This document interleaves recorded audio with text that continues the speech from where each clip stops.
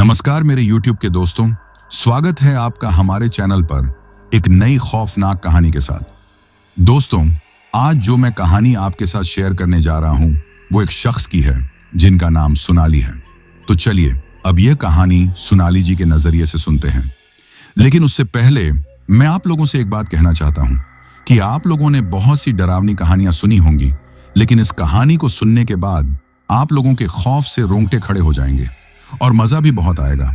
और अगर आप लोग इस चैनल पर पहली बार आए हैं तो चैनल को सब्सक्राइब जरूर करें ताकि आप भी हमारी इस फैमिली का हिस्सा बन सकें और आने वाली वीडियोस आप तक आसानी से पहुंच जाएं। और आप में से जितने भी लोग ये कहानी सुन रहे हैं उन सब से मेरी एक रिक्वेस्ट है कि कहानी सुनने के साथ साथ वीडियो को लाइक भी जरूर करें ताकि मुझे भी यह एहसास हो सके कि मेरी मेहनत आपको पसंद आ रही है। आपका एक लाइक मुझे और भी बेहतरीन कहानियां लाने का हौसला देता है। तो अब ज्यादा समय नहीं लेते हैं, चलिए कहानी की शुरुआत करते हैं। नमस्कार दोस्तों, मेरा नाम सोनाली है और मैं दिल्ली शहर की रहने वाली हूं। आज मैं अपने जीवन में घटी नहीं बल्कि अपनी सगी बहन रागिनी के जीवन में घटी एक ऐसी सच्ची घटना के बारे में आपको बताना चाहती हूं जिसे सुनकर आप बहुत ज्यादा घबरा जाएंगे। उसे सुनने से ही आपके दिल की धड़कन बढ़ जाएगी। एक ऐसी कहानी जिसे सुनोगे तो आपके रोंगटे खड़े हो जाएंगे। लेकिन सोचो, जब वो घटना मेरी बहन रागिनी के साथ घटी होगी तो उस वक्त हम सब पर, मेरे परिवार पर क्या गुजरी होगी। खैर, ये तो हमसे बेहतर कौन ही समझ सकता है। दरअसल ये बात उस वक्त की है जब हमारे दादाजी हरनाथ का देहांत हो गया था। हम लोग बचपन से ही शहर में रहे थे, शहर में ही पले बड़े थे। खासकर मेरी छोटी बहन रागिनी, वो तो बिल्कुल शहर के रंग में रंगी हुई थी। उसकी सोच, उसका रहन सहन सब कुछ मॉडर्न था। उसे गांव का माहौल, गांव के लोग और वहां के रीति रिवाज, इन सब चीजों से सख्त नफरत थी। वो बहुत जिद्दी थी, लेकिन हमारी माँ शीला से बहुत प्यार भी करती थी। उस दिन मैं अपने ऑफिस से घर लौटी ही थी, सब कुछ सामान्य था। तभी मेरी माँ शीला के फोन की घंटी बजी। फोन उठाते ही माँ की जैसे चीख निकल गई। हम सब घबरा गए। माँ फोन पर ही रोने लगी थी। हमें पता चला कि हमारे दादाजी हरनाथ, जो गांव में रहते थे, उनका देहांत हो गया है। घर में जैसे मातम पसर गया। माँ का रो रो कर बुरा हाल था। तभी माँ ने हम दोनों की तरफ, यानी मेरी तरफ और रागिनी की तरफ देखा और कहा, फौरन सामान बांध लो, हमें अंतिम संस्कार के लिए गांव निकलना है। यह सुनना था कि रागिनी, जो अब तक चुपचाप सोफे पर बैठी थी, वो एकदम से भड़क गई। उसने माँ से साफ साफ कह दिया, माँ मैं गांव नहीं जाऊंगी। मेरी माँ शीला, जो पहले ही दुख में थी, ये सुनकर हैरान रह गईं। उन्होंने पूछा, क्यों? ये क्या बकवास है? तेरे दादाजी खत्म हुए हैं और तू कह रही है तू नहीं जाएगी? रागिनी अपनी जगह से उठ खड़ी हुई। वो बोली, माँ आप जानती हैं मुझे वहां का माहौल पसंद नहीं है और वैसे भी अभी कोरोना का डर भी खत्म नहीं हुआ है। गांव में कोई भी लापरवाही से रहता है, ना कोई मास्क, ना कोई सफाई। मुझे अपनी जान खतरे में नहीं डालनी। और वैसे भी मेरे जाने या ना जाने से दादाजी वापस तो नहीं आ जाएंगे। दोस्तों, ये सुनना था कि मेरी माँ शीला का पारा चढ़ गया। वो गुस्से में रागिनी पर चिल्ला पड़ी, तुझे शर्म आनी चाहिए रागिनी। यही सिखाया है मैंने तुझे। जिस दादा ने तुझे उंगली पकड़कर चलना सिखाया, आज उनके आखिरी वक्त में तू बीमारी का बहाना बना रही है। तुझे अपने दादाजी से ज्यादा अपनी इस शहर की जिंदगी की पड़ी है। दोनों में बहुत बहस हुई। रागिनी बहुत जिद्दी थी और मेरी माँ भी। वो जिस काम को करने के बारे में सोच लेती थी उसे करके ही रहती थी। मैंने बीच बचाव करने की कोशिश की, लेकिन माँ ने मेरी एक ना सुनी। आखिर में माँ ने रोते हुए अपना आखिरी दांव खेला। उन्होंने कहा, ठीक है, अगर तुम दोनों को, या खासकर तुझे रागिनी, अपने दादा के आखिरी दर्शन नहीं करने तो मत कर, लेकिन आज के बाद तू मेरी मरी हुई शक्ल देखना। यह कहकर माँ खुद ही अपना बैग पैक करने लगी। अब रागिनी फंस गई थी। वो माँ से बहुत प्यार करती थी। वो उन्हें ऐसे रोते हुए नहीं देख सकती थी।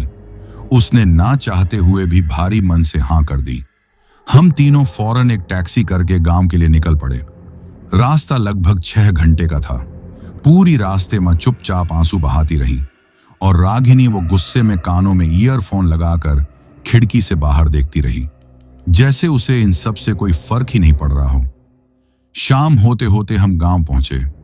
टैक्सी जैसे ही गांव की कच्ची सड़क पर उतरी, धूल का एक गुब्बार सा उठा। रागिनी ने फौरन अपना मुंह ढक लिया। घर पहुंचकर हमने देखा कि घर के बाहर बहुत सारे लोग जमा थे। आंगन में औरतें छाती पीट पीट कर जोर जोर से रो रही थीं। चारों तरफ एक मातम सा पसरा हुआ था। रागिनी को यह सब बड़ा अजीब और फिल्मी लग रहा था। वो इन सब चीजों की आदी नहीं थी। वो मुझसे चिपक कर खड़ी हो गई, जैसे वो इस भीड़ का हिस्सा ही ना हो। अगले दिन दादाजी हरनाथ का अंतिम संस्कार कर दिया गया। हम सब बहुत थके हुए थे और दुखी भी। रागिनी तो बस यही इंतजार कर रही थी कि कब यह सब खत्म हो और वो वापस दिल्ली भागे। लेकिन उसे नहीं पता था कि गांव से निकलना अब उसके लिए नामुमकिन होने वाला था। अंतिम संस्कार के बाद सब लोग आंगन में बैठे थे। तभी गांव की कुछ सबसे बूढ़ी औरतें मेरी मां शीला के पास आकर बैठीं। उनमें से एक जो सबसे बुजुर्ग थीं, वो बोली, बहू शीला, अब सब काम तो हो गया, बस एक आखिरी और सबसे जरूरी रिवाज बचा है। मां ने हैरानी से पूछा, कैसा रिवाज ताई? तो वो बूढ़ी औरत बोली, अब दादा हरनाथ की आत्मा की शांति के लिए घर की कुंवारी लड़कियों को 3 दिनों तक रोज सूरज निकलने से पहले गांव के बाहर वाले तालाब में डुबकी लगानी होगी। यह सुनना था कि मेरी और रागिनी की दोनों की आंखें फटी की फटी रह गईं। रागिनी तो पहले ही गुस्से में थी। वो फौरन अपनी जगह से खड़ी हो गई और चिल्लाकर बोली, क्या तालाब में? वो भी वो गंदा वाला तालाब? मैं हरगिज नहीं, मैं नहीं नहाऊंगी उस गंदे पानी में। मां ने रागिनी को आंखें दिखाईं, उसे चुप रहने का इशारा किया, लेकिन रागिनी चुप होने वालों में से नहीं थी। वो बोली, मां ये क्या बकवास है? इन गंदे रिवाजों का क्या मतलब है?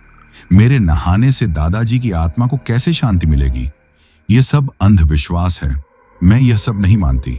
अब वहां बैठी सारी औरतें रागिनी को घूर घूर कर देखने लगीं, जैसे उसने कोई पाप कर दिया हो।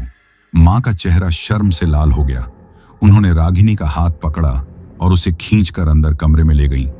दोस्तों, मेरी बहन रागिनी के उस तालाब में नहाने से मना करने की एक और बहुत बड़ी और खौफनाक वजह थी, जिसके बारे में सिर्फ गांव वाले ही जानते थे और हम भी। बचपन से वो कहानी सुनते आए थे। वो तालाब जिसकी बात हो रही थी, वो गांव के बाहर एक सुनसान जगह पर था और वो तालाब मनहूस माना जाता था। गांव वाले कहते थे कि वो तालाब खूनी है। ये बात कई साल पुरानी है, जब हम शायद दिल्ली में ही पैदा हुए थे। गांव का ही एक लड़का था, उसका नाम दीपू था। कोई 12-13 साल का रहा होगा। एक दिन वो उसी तालाब में अपने दोस्तों के साथ नहाने गया था। नहाते नहाते वो अचानक गायब हो गया। उसके दोस्तों ने सोचा वो घर चला गया होगा, लेकिन दीपू घर नहीं पहुंचा। गांव वालों ने उसे बहुत ढूंढा, जंगल खेत हर जगह, लेकिन वो कहीं नहीं मिला। 3 दिन बाद दीपू की लाश उसी तालाब में ऊपर तैरती हुई मिली। कहते हैं उसकी लाश पूरी तरह से फूल गई थी और नीली पड़ गई थी, जैसे किसी ने उसका सारा खून चूस लिया हो। उस दिन के बाद से गांव वालों ने उस तालाब में जाना बंद कर दिया था। खासकर बच्चों का वहां जाना सख्त मना था। गांव वाले मानते थे कि उस तालाब में कोई बुरी आत्मा, कोई पिशाच रहता है, जो नहाने वालों को पानी की गहराई में खींच लेता है। और कुछ लोग तो यह भी कहते थे कि दीपू की आत्मा को शांति नहीं मिली थी और वो खुद एक पिशाच बनकर उसी तालाब में भटक रही है।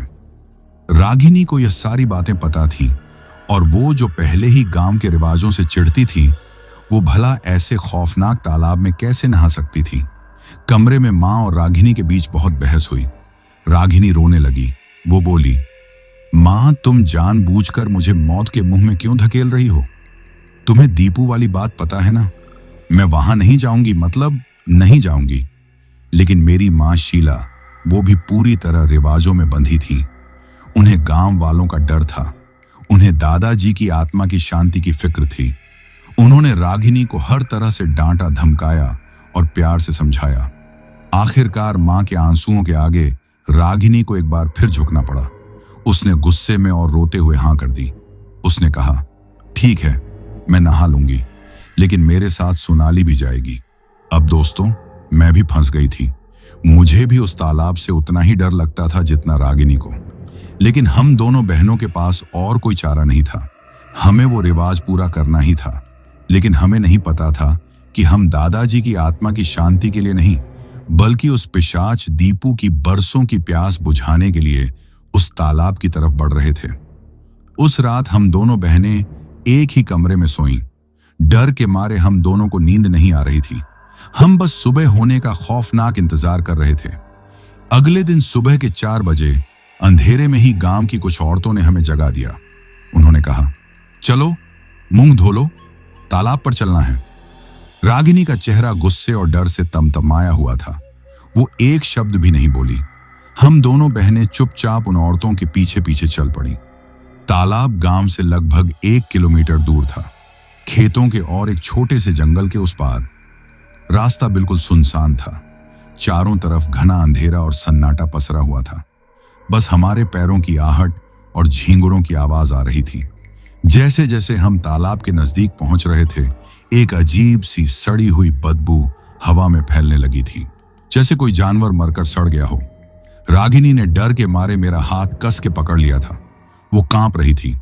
तालाब के किनारे पहुंचकर जो हमने देखा दोस्तों, वो बहुत डरावना था। वो तालाब नहीं था, वो एक काला गड्ढा था। पानी बिल्कुल काला और ठहरा हुआ था, जैसे सालों से उसमें कोई हलचल ना हुई हो। किनारों पर हरी हरी मोटी काई जमी हुई थी और उसी काले पानी से वो सड़ांध उठ रही थी। गांव की जो औरतें हमारे साथ आई थीं, वो तो जैसे इस सब की आदी थीं। वो फटाफट बातें करती हुई पानी में उतरी। उन्होंने 3-3 डुबकियां लगाईं और बाहर निकल आईं। उन्होंने हमें आवाज दी, चलो सोनाली, रागिनी, तुम दोनों भी डुबकी लगा लो, देर हो रही है, सूरज निकलने से पहले यह करना है। रागिनी वहीं किनारे पर बुत बनकर खड़ी हो गई थी। वो बस उस काले पानी को घूर रही थी। मैंने उसको हिम्मत दी। मैंने कहा, चल रागिनी, बस 3 डुबकी की ही तो बात है, जल्दी से खत्म करके भागते हैं यहां से।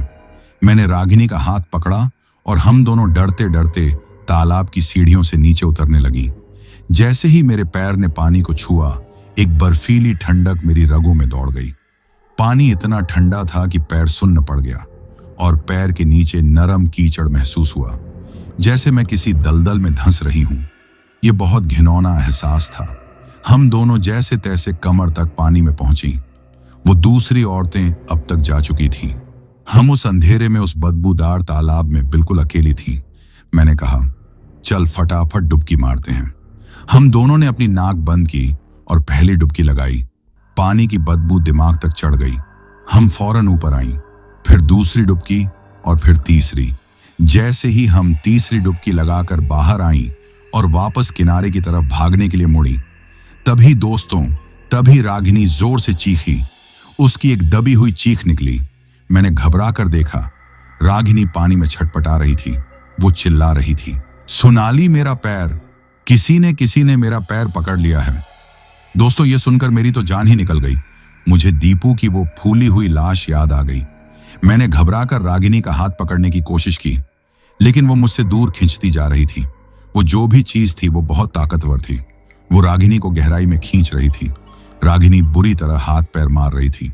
मैंने अपनी पूरी ताकत लगाकर उसका हाथ पकड़ा और उसे किनारे की तरफ खींचने लगी। न जाने मुझ में इतनी हिम्मत कहां से आ गई थी। मैं बस चिल्ला रही थी, छोड़ दो मेरी बहन को। कुछ देर यह खींचतान चलती रही। रागिनी आधा पानी में डूब चुकी थी, बस उसका सिर और हाथ ऊपर था। तभी अचानक ना जाने कैसे वो पकड़ ढीली पड़ गई, जैसे उसने रागिनी का पैर छोड़ दिया हो। मेरा हाथ जो रागिनी को पकड़े हुए था, वो झटके से पीछे आया और हम दोनों गिरती पड़ती तालाब की सीढ़ियों पर आ गिरी। हम एक पल भी वहां नहीं रुकी। हम दोनों गीले और कांपते हुए घर की तरफ भागे। हम तब तक नहीं रुकी जब तक हमने घर का दरवाजा नहीं देख लिया। घर में घुसते ही हम दोनों आंगन में धड़ाम से गिर पड़ी और जोर जोर से हाँफने लगी। हमारी आवाज सुनकर मेरी माँ शीला घबराकर बाहर आई। हम दोनों को उस हालत में देखकर वो डर गईं। उन्होंने घबराकर पूछा, क्या हुआ? तुम दोनों इतनी डरी हुई क्यों हो? क्या हुआ तालाब पर? रागिनी जो बुरी तरह कांप रही थी, वो रोते हुए बोली, माँ, तालाब में कोई है। उसने मेरा पैर पकड़ लिया था। वो मुझे मारना चाहता था। ये सुनना था कि मेरी माँ शीला के हाथ पैर ठंडे पड़ गए। उनके चेहरे का रंग उड़ गया। लेकिन दोस्तों, यह तो बस एक खौफनाक कहानी की शुरुआत थी। हमें उस वक्त यह नहीं पता था कि जिस चीज ने रागिनी का पैर पकड़ा था, वो सिर्फ उसका पैर पकड़कर नहीं रुका था।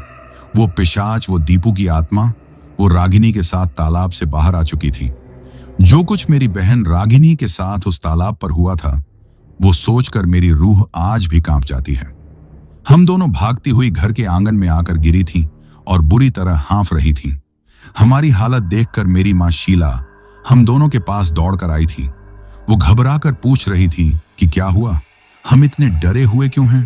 रागिनी के तो जैसे मुंह से आवाज ही नहीं निकल रही थी। वो बस रोए जा रही थी और उस तालाब की तरफ कांपते हुए इशारा कर रही थी। बड़ी मुश्किल से उसने माँ को बताया, माँ तालाब में कोई है। उसने मेरा पैर पकड़ा था। वो मुझे पानी के अंदर खींच रहा था। वो मुझे मार डालना चाहता था। दोस्तों, ये कहना था कि मेरी माँ शीला के तो जैसे होश ही उड़ गए।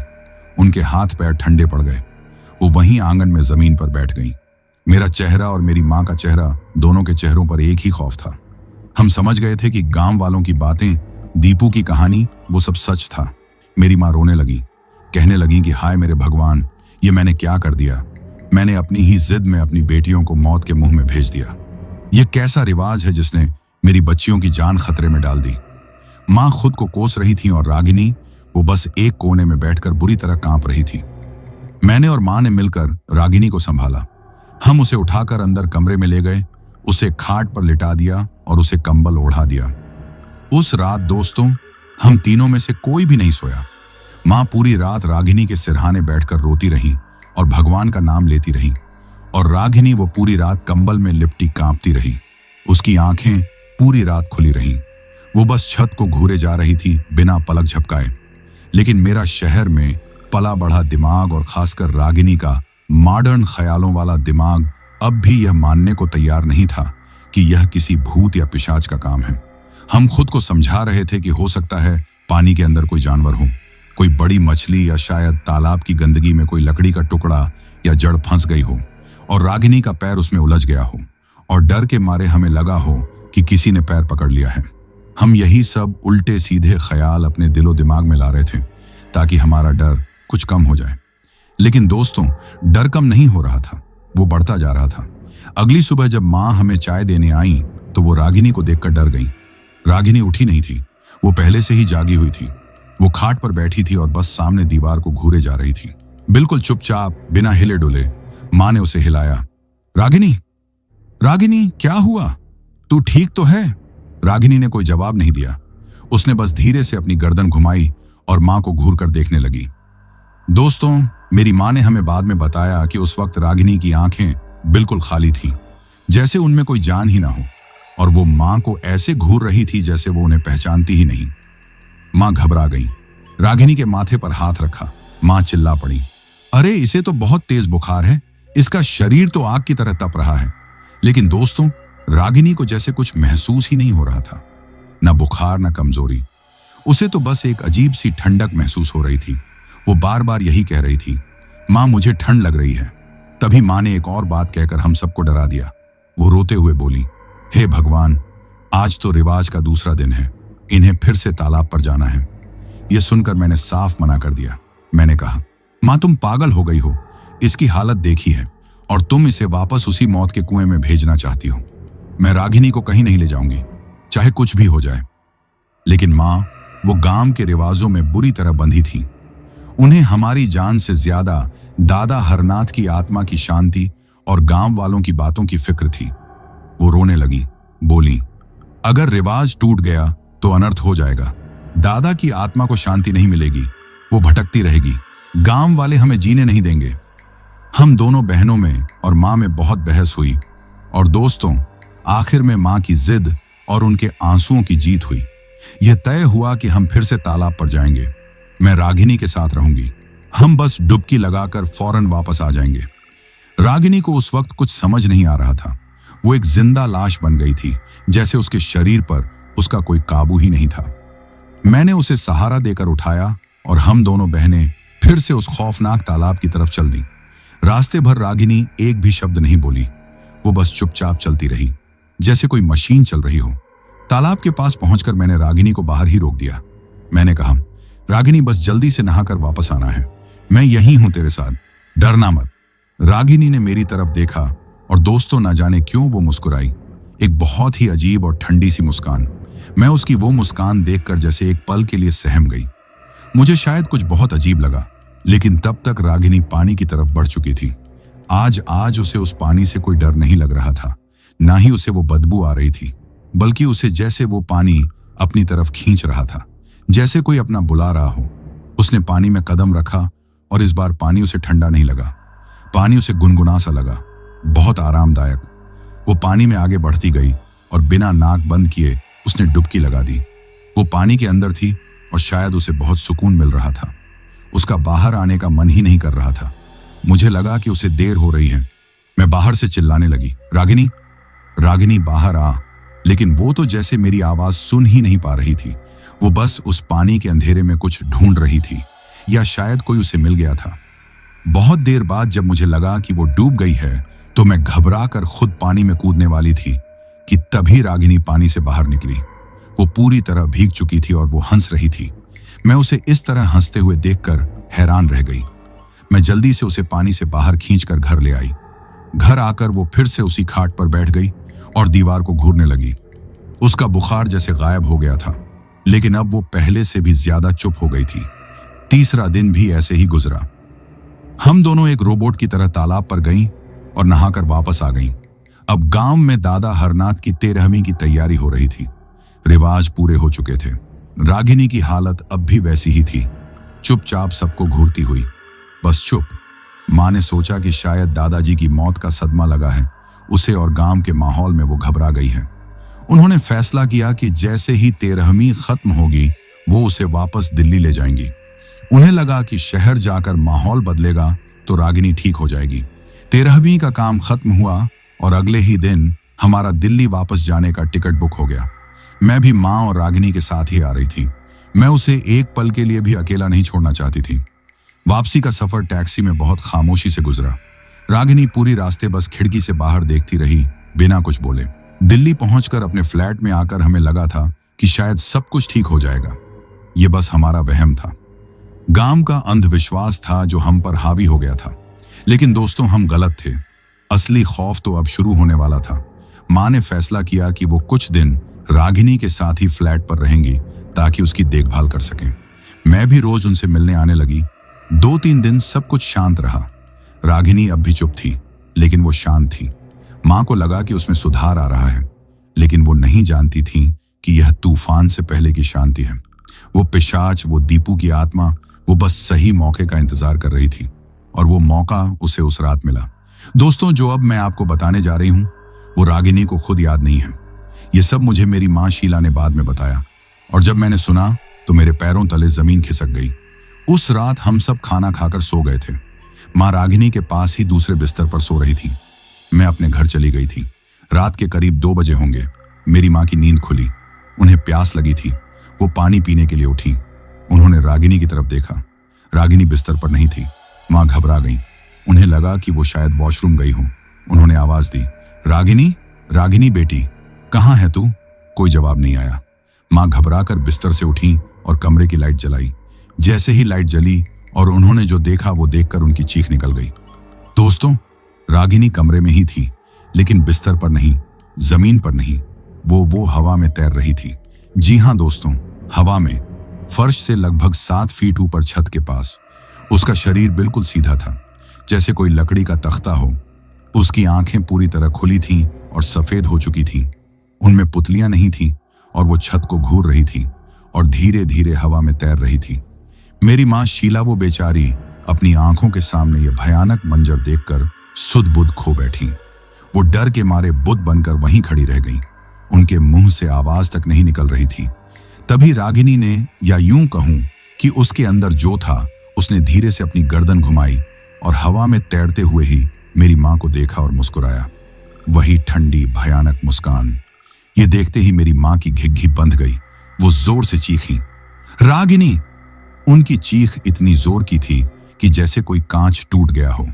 और दोस्तों, मेरी माँ की चीख सुनते ही रागिनी, जो हवा में तैर रही थी, वो धड़ाम से नीचे फर्श पर आ गिरी, जैसे किसी ने रस्सी काट दी हो। वो जोर से जमीन पर गिरी और बेहोश हो गई। लेकिन माँ, वो तो यह सब देखकर पहले ही बेहोश होकर गिर चुकी थी। मैंने आपको बताया था कि कैसे मेरी माँ शीला और मेरी बहन रागिनी दोनों ही फ्लैट में बेहोश पाई गईं। अगली सुबह जब मैंने माँ को फोन किया और कई बार फोन करने पर भी किसी ने फोन नहीं उठाया तो मेरा दिल किसी अनहोनी के डर से कांप उठा। मैं फौरन एक टैक्सी लेकर मां के फ्लैट पर पहुंची। मैंने घंटी बजाई लेकिन दरवाजा नहीं खुला। मैंने घबराकर अपनी चाबी से दरवाजा खोला और जैसे ही मैं अंदर घुसी, जो मैंने देखा उसे देखकर मेरे पैरों तले जमीन खिसक गई। मेरी मां शीला फर्श पर बेहोश पड़ी थी और मेरी बहन रागिनी वो भी बिस्तर के पास जमीन पर औंधे मुंह पड़ी थी। मैं चीख पड़ी। मैं दौड़कर पहले मां के पास गई। मैंने उनके चेहरे पर पानी के छींटे मारे, उन्हें हिलाया। कुछ देर बाद मां ने कांपते हुए आंखें खोली और मुझे देखते ही वो फूट फूट कर रोने लगी। वो बस एक ही तरफ इशारा कर रही थी, छत की तरफ। मैंने रागिनी को उठाकर सीधा किया। वो भी बेहोश थी लेकिन उसके सिर पर और पीठ पर चोट के निशान थे, जैसे वो बहुत ऊंचाई से गिरी हो। मैंने रागिनी को उठाकर बिस्तर पर लिटाया और मां को संभाला। मैंने डरते हुए पूछा, मां ये सब क्या है? क्या हुआ रात को? और दोस्तों, उसके बाद मेरी मां शीला ने रोते रोते कांपते हुए जो मुझे बताया, वो सुनकर मेरी रूह कांप गई। मां ने मुझे सब बताया, कैसे वो रात को 2 बजे उठी और कैसे उन्होंने रागिनी को हवा में 7 फीट ऊपर तैरते हुए पाया, कैसे उसकी आंखें सफेद थीं और कैसे उसने मां को देखकर वो भयानक ठंडी मुस्कान दी और कैसे मां की चीख सुनकर वो धड़ाम से फर्श पर आ गिरी। मैं यह सब सुनकर बुद्ध बन गई थी। मेरे रोंगटे खड़े हो गए थे। हम समझ गए थे कि मामला बहुत गंभीर है। वो पिशाच, वो दीपू की आत्मा, वो गांव से हमारे साथ दिल्ली आ चुकी थी और वो अब मेरी बहन रागिनी के शरीर पर पूरी तरह कब्जा कर चुकी थी। मां ने फैसला किया कि वो रागिनी को अस्पताल ले जाएंगी। उन्हें लगा कि शायद यह कोई दिमागी बीमारी है, कोई दौरा पड़ा हो। वो इन भूत प्रेत की बातों पर शहर में रहकर यकीन नहीं करना चाहती थी। हम रागिनी को जैसे तैसे तैयार करके शहर के सबसे बड़े अस्पताल ले गए। रागिनी अब भी बिल्कुल चुप थी। वो बस एक जिंदा लाश की तरह हमारे साथ चल रही थी। अस्पताल पहुंचकर हमने डॉक्टर को सब कुछ बताया, लेकिन दोस्तों, हमने वो हवा में तैरने वाली बात छुपा ली। हमें डर था कि डॉक्टर हमें पागल समझेंगे। हमने बस यह कहा कि हमारे दादाजी की मौत हुई है और तब से रागिनी सदमे में है। ये बेहोश होकर गिर गई थी और तब से अजीब बर्ताव कर रही है। डॉक्टर एक बहुत ही तजुर्बेकार आदमी था। उसने रागिनी की जांच शुरू की। उसने खून के सैंपल लिए और कहा कि घबराने की कोई बात नहीं है, ये शायद पोस्ट ट्रॉमेटिक स्ट्रेस है, सदमे की वजह से हुआ है। उन्होंने रागिनी को एक इंजेक्शन दिया और उसे एक प्राइवेट रूम में ऑब्जर्वेशन के लिए लिटा दिया। मां और मैं दोनों रागिनी के पास ही बैठे थे। हमें लगा कि अब सब ठीक हो जाएगा, लेकिन वो आत्मा, वो पिशाच, वो इतनी आसानी से कहां हार मानने वाला था। शाम के वक्त जब एक नर्स रागिनी को दवा देने आई और वही सीनियर डॉक्टर उसका हालचाल पूछने के लिए हमारे पास खड़ा था, तभी ये फिर से हुआ। डॉक्टर रागिनी से बात कर रहे थे। पूछ रहे थे, मिस रागिनी, अब आप कैसा महसूस कर रही हैं? रागिनी ने उनकी तरफ देखा और मुस्कुराई, वही मुस्कान जो उसने तालाब के किनारे दी थी। और फिर दोस्तों, रागिनी ने कुछ ऐसा कहा जिसे सुनकर वहां मौजूद हर किसी के रोंगटे खड़े हो गए। रागिनी ने एक बहुत ही गहरी और पानी में डूबी हुई भयानक आवाज में कहा, मैं बहुत अच्छा महसूस कर रहा हूं। यह सुनते ही वहां कमरे में जैसे एक सन्नाटा छा गया। वो आवाज रागिनी की नहीं थी, वो किसी मर्द की आवाज थी। डॉक्टर और नर्स हैरानी से रागिनी की तरफ देखने लगे। मां और मैं डर से कांपने लगे और इससे पहले कि कोई कुछ समझ पाता, रागिनी ने उनकी आंखों के सामने दोबारा हवा में उठना शुरू कर दिया। जी हां दोस्तों, अस्पताल के उस कमरे में डॉक्टर और नर्स के सामने रागिनी अपने बिस्तर से धीरे धीरे ऊपर उठने लगी और हवा में तैरने लगी। यह देखकर वो नर्स बुरी तरह चीख पड़ी। उसके हाथ से दवाओं की ट्रे छूटकर जमीन पर गिर गई और वो भूत शैतान बचाओ चिल्लाती हुई कमरे से बाहर भाग गई। वो डॉक्टर जो खुद को बहुत बड़ा साइंटिस्ट समझता था, वो अपनी आंखों पर यकीन नहीं कर पा रहा था। उसका चेहरा डर के मारे बिल्कुल सफेद पड़ गया था। वो घबराकर दीवार से जा चिपका और बस कांपते हुए रागिनी को हवा में तैरते हुए देखता रहा। मेरी मां, वो तो फर्श पर बैठकर छाती पीट पीट कर रोने लगी थी और मैं बस बुत बनी खड़ी थी। और रागिनी वो हवा में तैर रही थी और उस भयानक गहरी पानी वाली आवाज में जोर जोर से हंस रही थी। पूरा अस्पताल उसकी उस डरावनी हंसी से गूंज उठा था। कुछ देर बाद रागिनी धड़ाम से फिर जमीन पर आ गिरी और बेहोश हो गई। वो डॉक्टर जो अब तक कांप रहा था, वो गुस्से में लाल हो गया। उसने फौरन सिक्योरिटी को बुलाया और हमें अस्पताल से बाहर निकालने का हुक्म दे दिया। वो चिल्ला रहा था, निकालो इनको, बाहर निकालो, ये कोई मेडिकल केस नहीं है। ये सब पागल हैं, मेरा अस्पताल खराब कर दिया। हम क्या करते? हमें अस्पताल से बाहर निकाल दिया गया। माँ अस्पताल के बाहर फुटपाथ पर बैठकर रो रही थी। हम हार चुके थे। विज्ञान ने हाथ खड़े कर दिए थे। अब हम कहां जाते, किससे मदद मांगते? तभी दोस्तों, वो नर्स जो डर के मारे भाग गई थी, वो चुपके से हमारे पास आई। वो शायद खुद किसी गांव की रहने वाली थी। वो इन चीजों को समझती थी। उसने डरते डरते मेरी माँ के हाथ में एक कागज का टुकड़ा थमाया। वो धीरे से बोली, माँ जी, डॉक्टर साहब नहीं समझेंगे। आपकी बेटी पर किसी बुरी आत्मा का साया है। यह पता निजामपुर के पास बालाजी महाराज के मंदिर का है। वहां सिद्ध बाबा बैठते हैं और उनके साथ एक बहुत पहुंचे हुए तांत्रिक महाराज भी होते हैं। वही अब आपकी बेटी को बचा सकते हैं। देर मत करना, यह आत्मा उसे मार डालेगी। यह कहकर वो नर्स जल्दी से वहां से चली गई। हमारे पास अब कोई और रास्ता नहीं था। हमने उसी वक्त एक टैक्सी ली और उस मंदिर की तरफ निकल पड़े, एक अनजानी और खौफनाक मंजिल की ओर। मैंने आपको बताया था कि कैसे वो अस्पताल की नर्स हमें उस मंदिर का पता देकर गई थी। हम, मेरी माँ शीला, मैं और मेरी बहन रागिनी, जो अब बस एक जिंदा लाश बन चुकी थी, हम तीनों फौरन एक टैक्सी करके उस अनजान निजामपुर के पास वाले बालाजी मंदिर की तरफ निकल पड़े। हमारे दिल में डर भी था और एक आखिरी उम्मीद भी कि शायद यहीं हमारी मुश्किल का हल मिलेगा। लगभग 1 घंटे के सफर के बाद टैक्सी ने हमें एक बहुत ही पुराने और सिद्ध मंदिर के बाहर उतार दिया। मंदिर प्राचीन पत्थर का बना था, जो जगह जगह से पुराना पड़ गया था। अंदर ज्यादा भीड़भाड़ नहीं थी। एक अजीब सा सन्नाटा और सुकून फैला हुआ था। हवा में धूप बत्ती और गेंदे के फूलों की खुशबू घुली हुई थी। हमने डरते डरते अंदर कदम रखा। आंगन में बालाजी महाराज की एक बड़ी सी सिंदूरी मूर्ति थी, जिस पर चांदी का वर्क चढ़ा था। और वहीं एक कोने में एक पीपल के पेड़ के नीचे एक बूढ़े से झटाधारी बाबा बैठे थे। उनके चेहरे पर एक अजीब सा तेज था। वो ही शायद सिद्ध बाबा थे। और उनके ठीक बगल में एक और आदमी बैठा था, जिसकी उम्र यही कोई 50-55 की रही होगी। उसने गहरे लाल कपड़े पहने थे, माथे पर बड़ा सा तिलक था और आंखें बहुत तेज थीं। वो कोई तांत्रिक महाराज लग रहे थे, जैसा कि उस नर्स ने बताया था। हम तीनों डरते डरते उनकी तरफ बढ़े। मेरी माँ रागिनी को सहारा दिए हुए थी।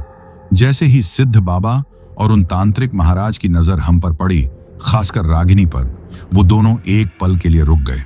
उनके चेहरे के भाव बदल गए, जैसे वो समझ गए हों कि हम क्या मुसीबत लेकर आए हैं। सिद्ध बाबा ने हमें पास बुलाया। मेरी माँ उन्हें कुछ बताती, इससे पहले ही वो तांत्रिक महाराज खड़े हो गए और सीधे रागिनी के सामने आकर रुक गए।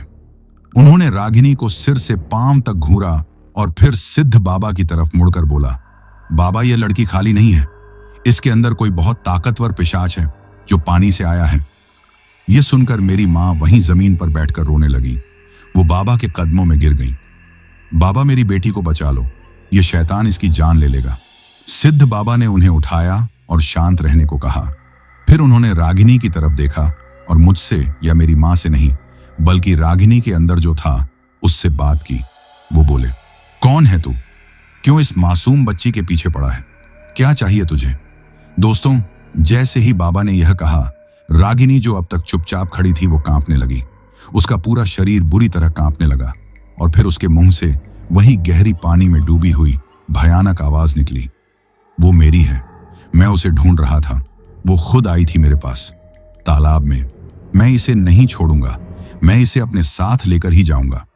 यह सुनकर वहां बैठे कुछ और लोग डर के मारे पीछे हट गए। माँ और मैं डर से कांप रहे थे, लेकिन सिद्ध बाबा और वो तांत्रिक महाराज, वो बिल्कुल शांत थे, जैसे उन्हें कोई हैरानी ना हुई हो। सिद्ध बाबा मुस्कुराए। वो बोले, अच्छा तो तू दीपू है। दोस्तों, जैसे ही बाबा ने दीपू नाम लिया, रागिनी के अंदर जैसे एक बिजली सी दौड़ी। वो पिशाच हैरान था कि इस बाबा को उसका नाम कैसे पता चला। बाबा ने अपनी बात जारी रखी, कई सालों से उसी तालाब में अटका हुआ है तू, पिशाच बन गया है। तालाब में नहाने वालों का खून चूस चूस कर उनकी ऊर्जा लेकर तू बहुत शक्तिशाली हो गया है। तुझे लगा कि इस बच्ची को तू आसानी से अपने वश में कर लेगा, लेकिन तू भूल गया कि हर ताकत के ऊपर एक ताकत होती है। यह कहकर तांत्रिक महाराज ने अपने झोले में से कुछ भभूत राख निकाली और उसे रागिनी के ऊपर फेंक दिया। वो भभूत जैसे ही रागिनी के शरीर से टकराई, दोस्तों, हमें लगा जैसे हजारों बिच्छुओं ने उसे एक साथ डंक मार दिया हो। रागिनी नहीं, वो पिशाच एक दिल दहला देने वाली चीख मारकर फर्श पर गिर गया और तड़पने लगा। सिद्ध बाबा ने मेरी मां की तरफ देखा। वो बोले, बेटी इलाज शुरू हो गया है, लेकिन यह बहुत खतरनाक होगा। पूरे 24 घंटे लगेंगे और इन 24 घंटों में कुछ भी हो सकता है। तुम्हारी बेटी की जान भी जा सकती है। तैयार हो? मां रोते हुए बोली। बाबा, अब सब आपके सहारे हैं, बस मेरी बच्ची को बचा लो, तांत्रिक महाराज ने कहा। बाबा, अनुष्ठान शुरू करने के लिए हमें उसी तालाब का पानी चाहिए होगा। जी हाँ दोस्तों, वही खूनी तालाब। सिद्ध बाबा ने मेरी तरफ देखा।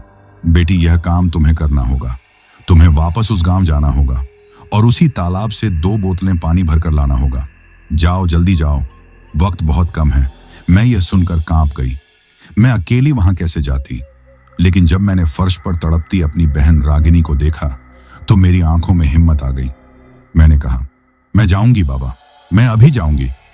मैं उसी वक्त टैक्सी करके वापस गांव के लिए निकल पड़ी, एक ऐसे सफर पर जो मैं कभी नहीं करना चाहती थी। मेरे जाने के बाद सिद्ध बाबा और तांत्रिक महाराज ने रागिनी को मंदिर के एक पिछले हिस्से में बने छोटे से हवन कुंड वाले कमरे में बंद कर दिया। मां को बाहर इंतजार करने को कहा। उधर मैं डरते डरते गांव पहुंची। रात का अंधेरा हो रहा था। मैं कांपते हुए उस तालाब पर पहुंची। वहां वही सड़ी हुई बदबू फैली थी। मुझे डर लग रहा था कि कहीं वो पिशाच मुझ पर भी हमला ना कर दे। मैंने हिम्मत करके जल्दी से 2 बोतलें पानी की भरी और वहां से ऐसे भागी जैसे मेरे पीछे मौत पड़ी हो। मैं देर रात तक वापस मंदिर पहुंची। तब तक अनुष्ठान शुरू हो चुका था। बाबा और तांत्रिक महाराज उस बंद कमरे के अंदर थे और अंदर से रागिनी की नहीं बल्कि उस पिशाच दीपू की भयानक चीखें और गर्जने की आवाजें आ रही थीं। मां दरवाजे पर बैठी बस रोए जा रही थी। यह सिलसिला पूरी रात चलता रहा। अगली सुबह जब हम दोनों की आंख लग गई थी तभी तांत्रिक महाराज ने दरवाजा खोला। उनका चेहरा पसीने से भीगा था। वो बहुत थका हुआ लग रहा था। वो बोला, जाकर देखो अपनी बेटी को, यह पिशाच बहुत जिद्दी है, यह हार नहीं मान रहा है। हम डरते डरते अंदर गए और जो हमने देखा हमारी चीख निकल गई। रागिनी फर्श पर पड़ी थी, लेकिन वो रागिनी नहीं लग रही थी। उसका शरीर पूरी तरह फूल गया था, जैसे पानी में डूबी हुई लाश होती है। उसकी चमड़ी नीली और पीली पड़ गई थी और उससे वही भयानक सड़ी हुई बदबू आ रही थी जो तालाब से आती थी। मां यह देखकर बेहोश हो गई। मैं रोने लगी। मुझे लगा रागिनी मर चुकी है, वो पिशाच जीत गया है। तभी सिद्ध बाबा और तांत्रिक महाराज वापस अंदर आए। तांत्रिक महाराज गुस्से में थे। वो बोले, बाबा, अब आखिरी उपाय ही करना होगा। सिद्ध बाबा ने सिर हिला दिया। तांत्रिक महाराज ने अपने झोले से एक छोटा सा धारदार चाकू निकाला। यह देखकर रागिनी के फूले हुए शरीर में हलचल हुई। वो पिशाच घबरा गया। नहीं, ये क्या कर रहे हो? मुझे मत मारो। तांत्रिक महाराज रागिनी के पास गए और झटके से उसने रागिनी के सिर के कुछ बाल काट लिए।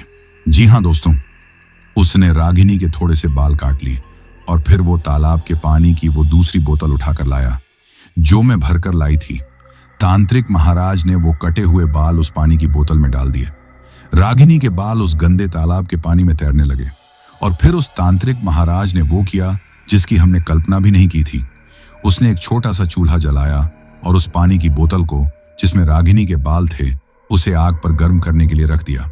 दोस्तों, यह होना था कि जैसे ही वो बोतल गर्म होनी शुरू हुई, जैसे ही उस तालाब के पानी ने आग की गर्मी महसूस की, रागिनी के अंदर जो पिशाच था वो ऐसे तड़पा जैसे किसी ने उस पर खौलता हुआ तेल डाल दिया हो।